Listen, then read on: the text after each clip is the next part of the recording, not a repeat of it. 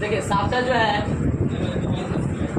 South जो Asia है, दक्षिण एशिया है ना, फ्री ट्रेड यानी कहने का मतलब है फ्री ट्रेड कर दिया जाए, यानी कि व्यापार जो हो रहा है उसमें जो कस्टम ड्यूटी लगाया गया है, जो चेकिंग चल रहा है, जो पाबंदी लगाया गया है, उस कस्टम ड्यूटी को हटा दीजिए, समाप्त कर दीजिए, व्यापार का रास्ता खुला कर दीजिए, है ना। तो उसी को क्या कहा गया, साफ्टा कहा गया, यानी कि किसी भी व्यापार के ऊपर आप प्रतिबंध न लगाइए, मुक्त कर दीजिए, फ्री कर दीजिए, ताकि ये दक्षिण एशिया जो है उसका व्यापार जो है बृहद रूप से हो सके, है ना, ज़्यादा से ज़्यादा व्यापार हो सके। यानी कि देखिए जहाँ कहीं भी कस्टम ड्यूटी होता है ना, अपना पूरा का पूरा चौकस ड्यूटी देता है सर, हर एक वस्तु के ऊपर क्या पाबंद लगता है कि ये मतलब कहाँ से आ रहा है, कहाँ जा रहा है, क्या है क्या नहीं है। बॉर्डर पर देखे हैं चेकिंग होता है, नेपाल कर गया है, नेपाल में तो वहाँ पे देखिएगा इंडिया और नेपाल का जो बॉर्डर है दिल्ली का वाल्मीकि नगर, तो उधर से आएगा जो चेक इधर से जाएगा, है ना। आप मतलब कि व्यापार बड़ी सावधानी से करना पड़ता है यहाँ पे, जहाँ पे कस्टम ड्यूटी होता है, पूरा एकदम ड्यूटी ढकोस रहता है ना। अब इसके कहने का मतलब है ड्यूटी, कस्टम ड्यूटी को हटा दीजिएगा तो व्यापार का आना जाना पूरा क्या हो जाएगा, खुला हो जाएगा, फ्री हो जाएगा, ठीक है। कोई भी वस्तु हम ले जाकर बेच सकते हैं, क्योंकि बहुत ऐसे जगह पर पाबंद होता है कि आप उस एरिया में ये वस्तु नहीं ले जाकर बेच सकते हैं, उधर का इधर नहीं आप बेच सकते हैं, ठीक है। तो उस व्यापार से जब ये क्या बोलते हैं इस कस्टम ड्यूटी को हटा देगा तो क्या होगा, व्यापार का आना जाना पूरा क्लियर हो जाएगा, ठीक है, दिखाया जाएगा। तो समझिएगा इसको कोलंबो योजना, ठीक है। जब 1962, हाँ, कोलंबो योजना जो है एक योजना 6 अफ्रो एशियाई देशों ने मिलकर बनाया था, योजना समझौता पत्र को तैयार किया था। तो ये कोलंबो योजना जो है कब, जब 1962 के सैनिक विरोध यानी कि भारत और चीन के बीच जो युद्ध हुआ था 1962 में, और उस युद्ध के समझौते के लिए 6 अफ्रो एशियाई देशों ने मिल करके एक समझौता बनाया कि समझौता कर लिया जाए कि अब युद्ध नहीं होगा। समझौता बन गया और समझौते पे ये बताया गया कि आपको क्या करना है, मतलब चीन को बताया गया कि आपको 20 किलोमीटर जो है पीछे चले जाना है, भारत भी अपनी जगह पे चले जाएगा। यानी कि युद्ध से पहले जो भी देश, मतलब दोनों देश जो अपने अपने सीमा तक थे वहीं तक आप फिर दोबारा सीमा अपने अपने सीमा में चले जाइए। इस क्षेत्र पे मतलब कि कहने का मतलब आप आगे बढ़ गए हैं, ये आगे बढ़ गया, दोनों देश आगे बढ़ गया, तो फिर नागरिक प्रशासन में दिक्कत होगा, इसलिए आप अपने क्षेत्र में चले जाइए और ये अपने क्षेत्र में। इस बात को लेकर भारत तैयार था, ठीक है हम लोग अपने क्षेत्र में चले जाएंगे, अपने सीमा में चले जाएंगे, लेकिन चीन मानने को तैयार, चीन जो है ना दूर होता ही है ना, बार बार सीमा विवाद चलता है। अरुणाचल प्रदेश का मैकमोहन रेखा है ना, इसको लेकर के इस बार बार विवाद चलता है, झगड़ा चलता है। लेकिन देखिए योजना बन गया कोलंबो में, है ना, कोलंबो योजना के नाम से जाना गया। योजना बन गया, समझौता हो गया कि आप अपना जो है क्षेत्र में चले जाइए। चीन तैयार था ही नहीं, जबकि भारत तैयार हो गया, ठीक है हम अपने जगह पे चले जाएंगे, लेकिन ये भी जाए तब ना, और ये नहीं जाएगा अपने जगह पे, हम इसे कम थोड़े ना है, है ना। तो भारत क्या था, तैयार था मानने के लिए, लेकिन चीन तैयार नहीं था। तो जो योजना बनाया गया तो समझौता के लिए 1962 के युद्ध के बाद, तो क्या कहलाया, कोलंबो लिखा जाएगा, हो गया। देखिए आसियान क्या, आसियान दक्षिण पूर्वी एशिया का एक संगठन है, क्या है,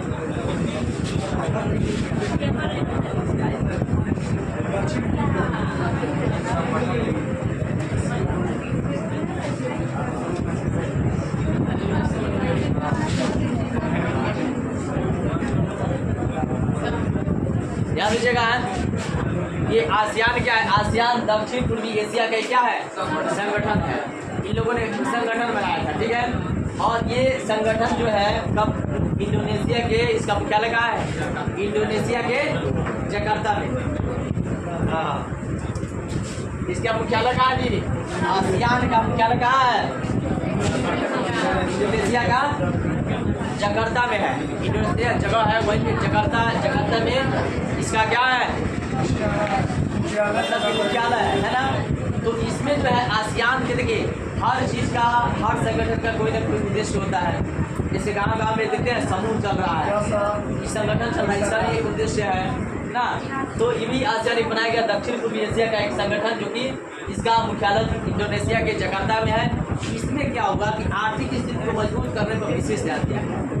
आर्थिक स्थिति मतलब जो देश में अगर आर्थिक स्थिति गड़बड़ी हो रही है, कमजोर हो रहा है, तो उसको क्या करना है? आगे बढ़ाने का प्रयास करना, प्रगति करने का प्रयास कराना इसका उद्देश्य है आसियान का, है ना। और इसके साथ साथ जो व्यापारिक है, राजनीतिक है ना, व्यावसायिक है, प्रशासनिक है ना, शिक्षा है, मैंने हर चीज़ से रिलेटेड जो इसमें कमी देखा जाए उसको पूरा करना है, यानी उसको जो है आगे डेवलप करने का काम जो है आसियान के जो दक्षिण पूर्वी एशिया का संगठन है, इनका काम था कि उनको हम लोग क्या करें? सही रास्ते पे करें, या उनको अच्छा तरह से क्या करें? डेवलप करें, यानी एक दूसरे की सहायता करें, है ना, एक दूसरे से मिलजुल कर, यानी कि एक संगठन का मतलब है आपस में मिलजुल कर कराना और क्या प्रेम व्यवहार को बढ़ावा देना। संगठन का मतलब क्या होता है? एक दूसरे से सहयोग करना, एक दूसरे से मिलजुल कर कराना। जो आर्थिक स्थिति अगर कमजोर है तो उसको मजबूत करना। संगठन में ना एक दूसरे की सहायता भी करते हैं। अगर आप ही अगर संगठन बनाते हैं तो आप अगर 10 लोगों का संगठन बनाते हैं तो क्या आपके पास कभी मान लीजिए पैसा नहीं रहा है तो आप कहिएगा आप कितनों ना मेरे पास पैसा नहीं है, तो क्या करेगा? आपकी हेल्प कर देगा। तो हर एक संगठन का एक मकसद होता है, एक उद्देश्य होता है, और इसी उद्देश्य यानी कि इसको डेवलप करने के लिए दक्षिण पूर्वी एशिया का संगठन बनाया गया, जिसका नाम क्या रखा गया? ठीक है।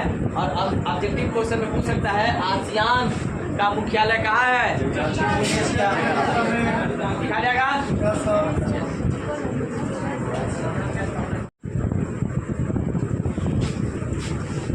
क्या लीजिएगा? ये समकालीन विश्व में अमेरिकी वर्चस्व का मतलब समझते हैं। अमेरिका जो है पावरफुल कंट्री है, वर्चस्व उसका दबदबा बना रहता है सभी मतलब देशों के ऊपर। आखिर कारण क्या है कि अमेरिका जो है उसका वर्चस्व बना रहता है? अमेरिका सबसे शक्तिशाली देश में गिना जाता है, पावरफुल कंट्री में गिना जाता है। कारण क्या है? बिना कारण के थोड़े ना वो पावरफुल है जी। लिखिएगा, पहले लिख लीजिए उसके बाद समझिए। हो गया? ध्यान दीजिएगा, अमेरिकी वर्चस्व, अमेरिका के बारे में लिखना कि उसकी वो ताकतवर पावरफुल कंट्री क्यों होता है। ठीक है। तो अमेरिका में जो है आर्थिक स्थिति भी मजबूत है ना, सैन्य शक्ति भी है, और इसके साथ साथ सांस्कृतिक जो कार्यक्रम होते हैं वो भी सबसे अनोखा होता है, सबसे हटकर होता है ना। अमेरिका जो क्या करता है, अमेरिका अपने सैनिकों के ऊपर सबसे ज़्यादा खर्च करता है। सबसे ज़्यादा अगर खर्च करता है तो अमेरिका अपने सैनिक के ऊपर खर्च करता है ना। अब देखिए होता क्या है कि इसमें अमेरिका का वर्चस्व दबदबा क्यों बना रहता है पूरे देश के ऊपर? 12 को ताकतवर देश मिल करके जितनी अपने सैनिक पर खर्च करते हैं, सोच लीजिएगा, 12 को देश मिल करके जो अपने सैनिक पर खर्च करते हैं मजबूत होने के लिए, 12 को देश मिला करके जितना खर्च करता है वो अकेला उतना अमेरिका अपने सैनिकों पर खर्च करता है। ये सिंगल कंट्री। और बताइए 12 को देश का पैसा जोड़ लीजिए, उतना पैसा मिल करके वो अकेले सिर्फ अपने ही सैनिकों के ऊपर खर्च करता है। तो आप बताइए ताकतवर नहीं होगा तो कथी होगा? उसका वर्चस्व रहेगा ना, दबदबा रहेगा कि नहीं रहेगा? क्योंकि वो सबसे ज़्यादा खर्च करता है सैनिकों के ऊपर। हथियार, बम, बारूद, गोला, एक से एक प्रकार के जो है उसके लिए उपकरण, अस्त्र शस्त्र, सारे चीज जो है अमेरिका खर्च करता है सबसे अधिक। 12 को देश मिलकर के जितना खर्च करता है अपने सैनिकों के ऊपर, उतना सिर्फ अकेले अमेरिका अपने ऊपर सैनिक के ऊपर खर्च करता है, इसलिए वो ताकतवर होता है ना। तो देखिए देश की मजबूती क्यों होती है? देश की मजबूती सैनिक ही होता है। अगर आंख बंद कर ले तो सारा देश का धजिया उड़ जाएगा। देश की सैनिक क्या होता है? देश की मतलब की जो मजबूती क्या होता है? सैनिक, है ना। दो ही चीज जो होता है, किसान और सैनिक, देश को संभाले हुए है। किसान अगर नहीं होंगे तो खेत में उपजेगा नहीं, और सैनिक नहीं होंगे तो देश की रक्षा करेगा। सारे लोग तो अपने काम में व्यस्त हैं, घर से जाना है, कमाना है, आना है, खाना है, सो जाना है ना। इस यही कारण है कि इंडिया भी क्या करता है, भारत भी सैनिकों के ऊपर अब अधिक खर्च करने लगा है। एक से एक प्रकार के अस्त्र शस्त्र हथियार उपकरण है ना, राफेल अनेक प्रकार की चीज़ों वस्तुओं का भी वो डील कर रहा है ताकि हमारा भी सैनिक क्या हो, मजबूत हो। जब सैनिक मजबूत रहेगा, आप थोड़े जाइएगा, हम थोड़े जाएंगे लड़ने, कौन लड़ता है? जब कोनो आफत आएगा देश के ऊपर तो हम लोग आराम से क्या करेंगे, पहले सोए रहेंगे। पहले जाएगा कौन? सैनिक जाएगा। हम लोग बाद में जैया समय आएगा उस दिन हम लोग हथियार उठाएंगे, दुश्मनों से भिड़ाभिड़ी कर देंगे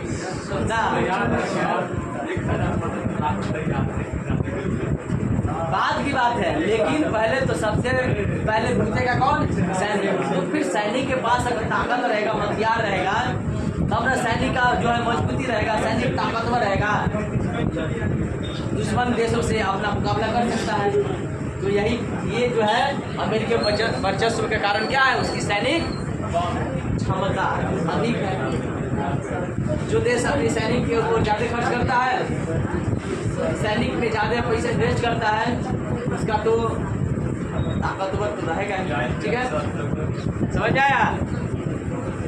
हम लोग का भारत भी अब कम नहीं है, भारत भी हम लोग का डेवलप बहुत ज़्यादा हो चुका है। अनेक प्रकार के हथियार और शस्त्र भी हम लोग यहाँ मौजूद हो गया है। अब लड़ने की आवश्यकता नहीं है। वो समय गया है जब भारत डरा करता था, है ना, लेकिन अब भारत से हिम्मत से कह सकता है, गर्व से कहो हम भारतीय हैं, हमारे पास की ताकत है ना, मोदी के दुश्मनों से प्रयास है। ठीक है, चलिए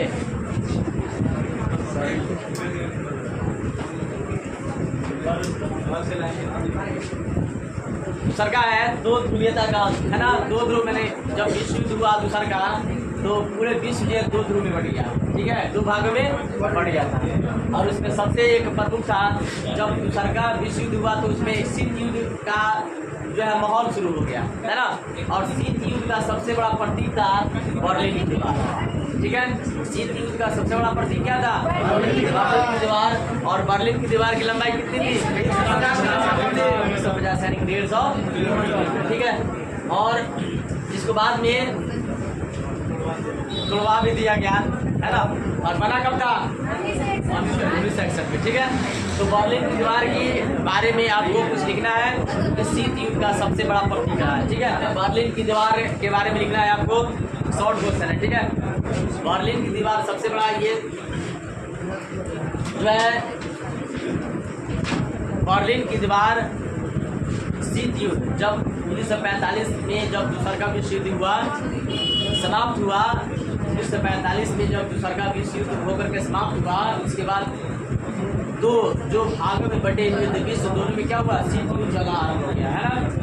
तो शीत युद्ध जो है इसका एक प्रतीक जो कि बर्लिन की दीवार को माना गया है, सबसे जो है इसका प्रमुख प्रतीक, है ना, बर्लिन की दीवार, जिसकी लंबाई है 150 किलोमीटर, है ना। ये दीवार खड़ी करके दी गई थी ताकि एक मतलब कि एक दूसरे के बीच जो है ज़्यादा आक्रामकता न फैले, है ना। तो इस दीवार को खड़ी कर दी गई थी 1961 ईस्वी में। उसके बाद हुआ क्या कि 1989 में जर्मनी की जो है पूर्वी जर्मनी, है ना, इस दीवार को क्या किया, पूर्वी जर्मनी की आम जनता ने इसको ढहा दिया, गिरा दिया। बात हटाओ, नहीं रहेगा दीवार वाला, कुछ नहीं रहेगा, है ना। 89 में 1989 में, है ना, पूर्वी जर्मनी के आम जनता ने क्या किया, इसको गिरा दिया, ढहा दिया कि हटाओ दीवार वाला नहीं रहेगा, कोई शीत युद्ध नहीं होगा, कोई युद्ध नहीं होगा, कोई आक्रामकता नहीं होगा, कोई जगह नहीं होगा, है ना। उसके बाद से क्या हुआ कि दूसरी जो ध्रुव था, दूसरा जो दुनिया था, आपको लिखवाया गया ना, तीसरी दुनिया से क्या समझते हैं, पहली दुनिया से क्या समझते हैं, दूसरी दुनिया। ठीक है, तो पहली दुनिया जो अमेरिका बना था, विश्व दो भागों में बटा हुआ था ना, तो पहली दुनिया अमेरिका था, दूसरी दुनिया सोवियत संघ था। ठीक है, और तीसरी दुनिया जो दोनों के अलावा थे वो तीसरी दुनिया थे। तो अब क्या हुआ, 1989 में जैसे ही बर्लिन की दीवार को गिरा दिया गया, तो उसके बाद से दूसरा जो दुनिया था उसका अंत हो गया, 1991 में पतन हो गया, है ना। जब पतन हो गया तो जाहिर सी बात है, एक आदमी जब आराम से ठंडा हो जाएगा तो दूसरा आदमी कुछ कर सकता है, वो भी क्या करेगा कि चलो ठीक है माहौल शांत हो गया, झगड़ा शांत हो गया।